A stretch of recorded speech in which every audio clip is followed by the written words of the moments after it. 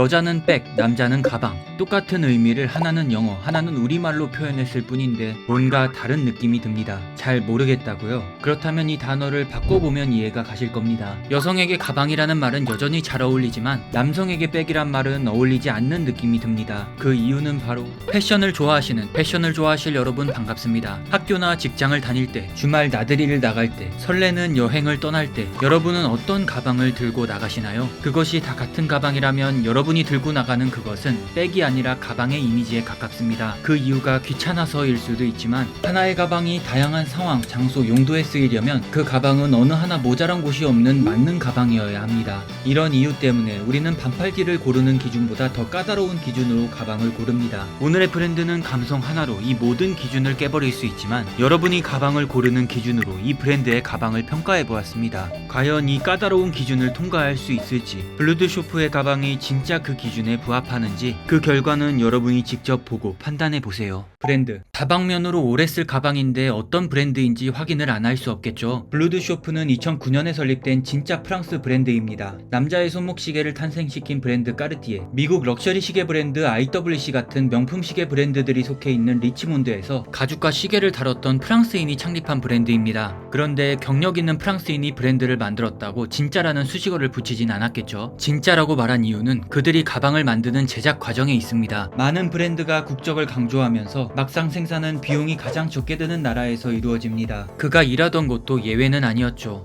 그는 이렇게 저렴한 비용만 쫓다 보면 결국 품질에도 그리고 환경에도 안 좋은 영향을 끼치는 것을 확인합니다. 이것을 마음속에 깊이 새긴 그는 자신만의 브랜드를 만들 때 이 신념만큼은 반드시 지켰습니다. 공급업체를 아는 것은 정말 중요하다. 업체와 가까운 곳에 위치하여 그들의 품질과 작업 방식을 직접 확인하는 것이 브랜드의 품질과 가치를 결정짓는다. 그는 이 신념을 지키기 위해 도심과 가까운 지역이 아닌 프랑스 남부의 어느 한 작은 도시에서 자신의 브랜드를 시작합니다. 미오라고 불리는 이 아름다운 도시는 프랑스의 가죽의 수도라고 불릴 만큼 가죽 장갑이 지역 특산물인 곳입니다. 우리가 잘 아는 명품 브랜드들의 가죽이 여전히 이곳에서 생산이 이루어지고 있는데요. 블루드쇼프는 가까운 곳에 그들의 공방을 세우고 이웃이 된 가죽 공장들과 소통하며 좋은 가죽을 직접 공수합니다. 만약에 프랑스에서 못 구하는 종류의 가죽이나 부자재가 있다면 언제든지 직접 방문이 가능한 이웃나라의 좋은 공장들만 선별하여 물건을 가져옵니다. 그리고 난 후 진짜 가방의 제작이 시작되죠. 블루드쇼프의 가방을 만드는 과정은 흥미롭습니다. 모든 블루드쇼프의 가방 안쪽에는 이렇게 하얀 캔버스 라벨이 있는데요. 여기엔 마치 식료품처럼 생산된 날짜와 어느 외국인의 사인이 수기로 적혀 있습니다.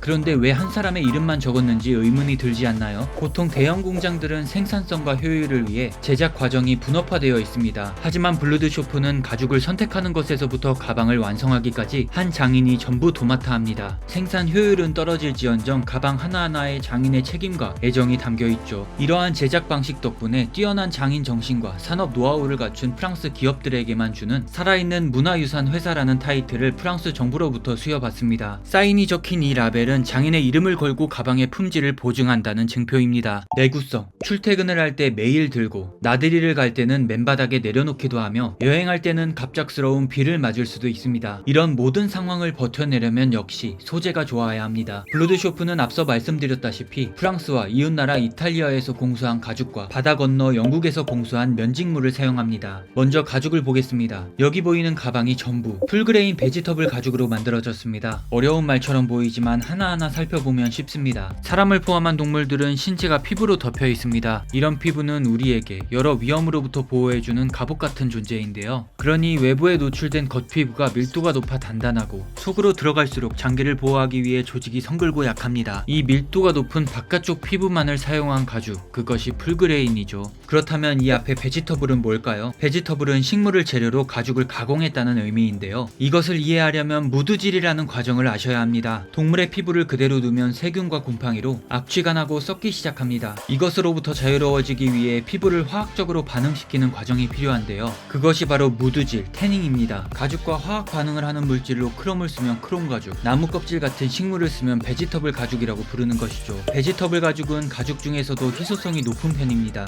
가장 큰 이유는 가공 시간 때문인데요. 하루 만에 할 수 있는 크롬 태닝과는 달리 베지터블 태닝은 수십 개월에 걸쳐 식물성 성분의 가죽을 담가 놓아야 합니다. 시간과 공간은 곧 돈인데 하나의 가죽을 얻기 위해 이렇게 많은 시간과 공간을 필요로 하니 베지터블 가죽이 상대적으로 적을 수밖에 없죠. 이렇게 공을 들이는 작업이다 보니 애초에 상태가 가장 좋은 가죽들만 선별해서 무드질을 진행합니다. 무드질 후에도 염색과 마감 같은 공정도 신경 써서 이루어지죠. 그러니 베지터블 가죽이라고 하면 대부분 비싸고 좋을 수밖에 없습니다. 그렇다고 그냥 넘어갈 다나옷이 아니죠. 실제 다른 가죽과 어떤 점이 다른지 확인하기 위해 신설동 가죽 시장을 방문했습니다. 겸사겸사 전문가분들에게 가방의 가죽에 대해서도 여쭤보았는데요. 가죽을 몇십 년 다뤄온 사장님들도 하시는 말씀이 조금씩 다 다르더라고요. 그래도 결론은 이렇게 추려졌습니다. 나쁜 가죽은 있어도 일정 수준을 넘어가면 그 용도에 맞게 쓰인 가죽이 좋은 가죽이다 라고요. 먼저 풀그레인 베지터블 가죽을 확인하기 위해 블루드쇼프의 가죽을 직접 태워보고 표면을 긁어보았습니다. 블루드쇼프의 가죽을 태워보면 이렇게 종이에 제 얼룩이 지지 않고 푸른빛 없이 완전히 검은빛을 띠고 오징어 탄내가 납니다. 이것은 크롬이 아닌 베지터블로 무드질이 된 진짜 가죽이라는 의미입니다. 또한 표면을 긁어보면 고운 입자가 나오며 이런 속살이 나오는 것을 확인할 수 있는데요. 좋은 풀그레인 가죽이 아닐린으로 염색되었을 때 보이는 특징입니다.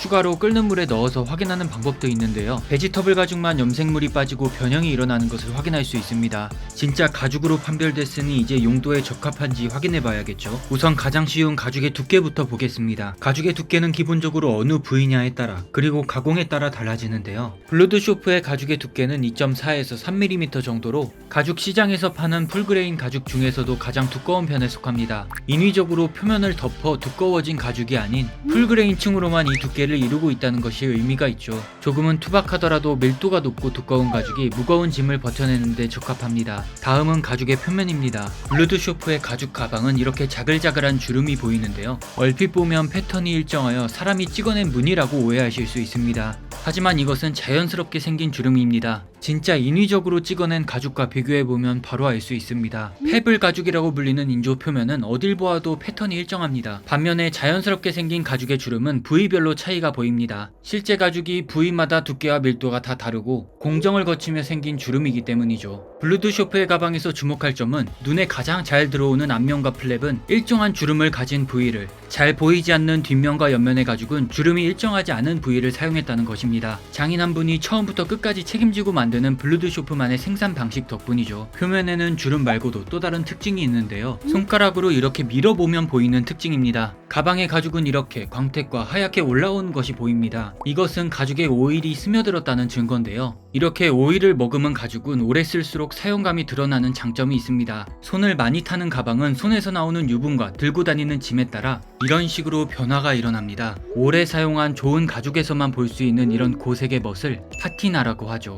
여기서 잠깐, 밀었을 때는 비슷한 느낌이 드는데 긁었을 때 쉽게 흠집이 나는 가죽이 있는데요. 이것은 오일이 아닌 양초를 머금은 가죽입니다. 하지만 이런 가죽은 긁힘에 취약하고 오일만큼 깊게 침투하지 못해 오래 사용할수록 극적인 파티나를 기대할 수 없습니다. 이번엔 가방의 안쪽을 볼까요? 블루드쇼프의 가방은 안감 없이 가죽의 안쪽이 그대로 드러나 있는데요. 돈을 아끼려고 안감을 없앤 것이 아니라 워크웨어를 기반으로 좋은 가죽의 느낌을 그대로 살리기 위함입니다. 이것 역시 가죽의 부위에 따라 섬유가 짧을 수도 있고 많을 수도 있는데요. 손이 많이 닿는 플랩에 가장 고르고 부드러운 가죽을 쓴 것이 보입니다. 이런 가죽을 공급하는 곳들은 전부 자신만의 노하우를 가지고 100년 이상 한 자리를 지켜온 공장들입니다. 블루드쇼프와 직접 소통이 가능한 가까운 위치에서 말이죠. 이번엔 면직물입니다. 블루드쇼프는 면직물도 사용하여 가방을 만드는데요. 전부 영국에서 수입한 원단입니다. 이것 역시 영국의 역사 속에 한 자리를 차지하고 있는 원단 회사에서 수입하였죠. 가방의 면직물들은 전부 두껍고 조밀한 짜임을 가졌는데요. 우리가 생각하는 일반적인 반팔 두께의 3-4배, 너무 두꺼워 세울 수 있는 생지 데님의 두께와 비슷합니다. 이 정도 두께의 대부분 왁스로 코팅되어 있어 굳은 날씨에도 걱정이 없죠. 가죽과 면직물, 이 두 개만큼은 내구성 있는 가방의 기준에 부합하는 것 같네요. 실용성.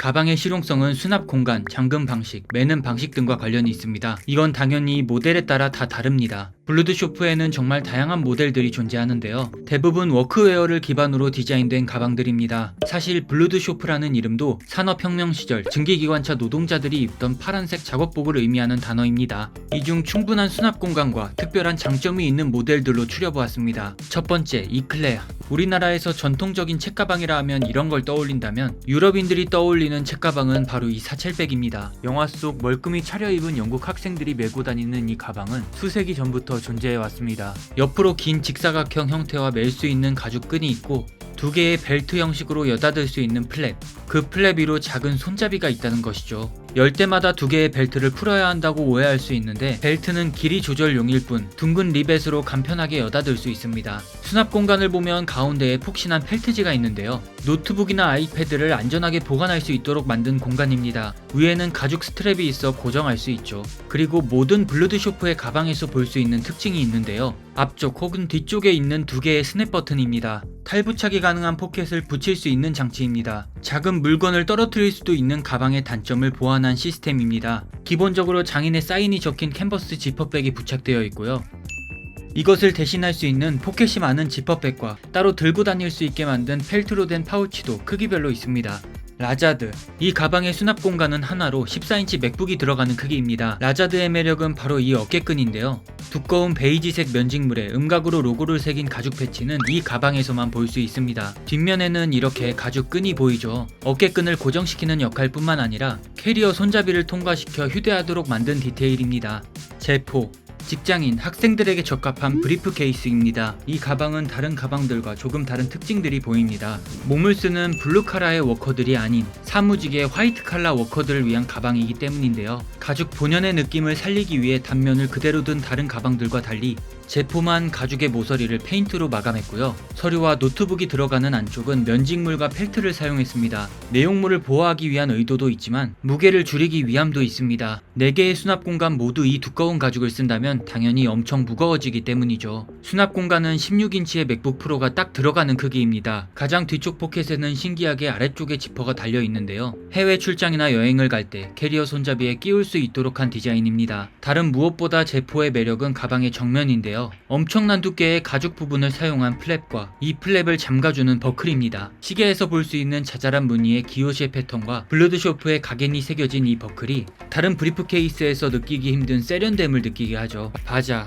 이번에는 면으로 만든 가방을 볼까요? 블루드쇼프의 가방 중 유일하게 로고가 크게 들어간 모델인데요. 140년 전부터 영국 군수 물품을 제조하던 원단 회사의 두꺼운 리곽스 트윌을 사용한 모델과 2차 세계대전에 사용되었던 지프차의 천을 돌과 효소로 워싱한 빈티지한 모델이 있습니다. 둘 다 매우 두껍고 튼튼한 면직물이죠. 수납 공간은 16인치 맥북 프로를 넣고도 충분히 남는 공간을 가지고 있는데요. 안쪽에 디링이 있어 어깨끈을 달 수 있고 입구에는 스냅이 있어 닫을 수 있습니다. 바자의 특징은 이 손잡이입니다. 벨트 형식으로 버클이 달려 있어서 편의에 맞게 조절이 가능합니다. 바스키아, 바자와 같은 원단으로 만든 크로스백입니다. 맥북 프로보다 살짝 큰 크기의 수납 공간을 가진 가방인데요. 이것만 보면 조금 부족하다고 생각할 수 있지만 세로로 달린 이 지퍼를 열면 나오는 공간이 또 있습니다. 깔끔한 외관과는 달리 꽤 많이 수납이 가능하죠. 뮤제트, 아름다운 풍경하면 떠오르는 영화 흐르는 강물처럼 해서 브래드 피트의 어깨에 메어진 이 가방과 같은 가방입니다. 피셔맨 백이라고 불리는 이 가방에서 영감을 받아 현대적으로 제작한 가방인데요. 잡은 물고기를 넣어두던 공간은 이제 13인치 맥북 에어가 들어갑니다. 벨트 잠금 방식 같지만 자석으로 이루어져 있어 열고 닫기 편하며 안쪽에 추가로 고정하는 끈이 있어 안정적입니다. 왁스 캔버스로 된 모델도 있지만 이 가방은 유일하게 스웨이드로 제작되었습니다. 부드럽고 미세한 섬유가 표면을 덮은 스웨이드는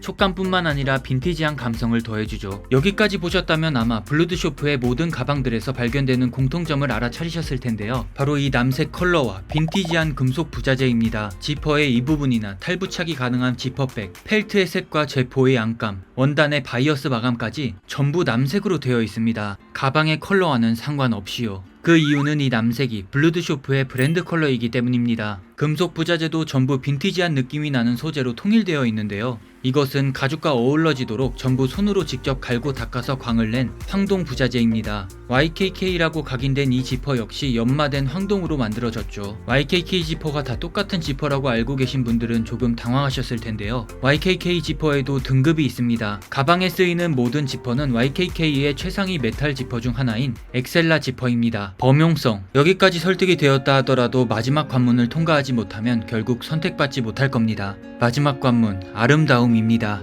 블루드쇼프는 사실 이 아름다움 하나로 전 세계에서 인지도를 쌓고 있는 브랜드입니다. 이건 100번의 설명보다 한 번의 영상을 통해 직접 확인해보세요.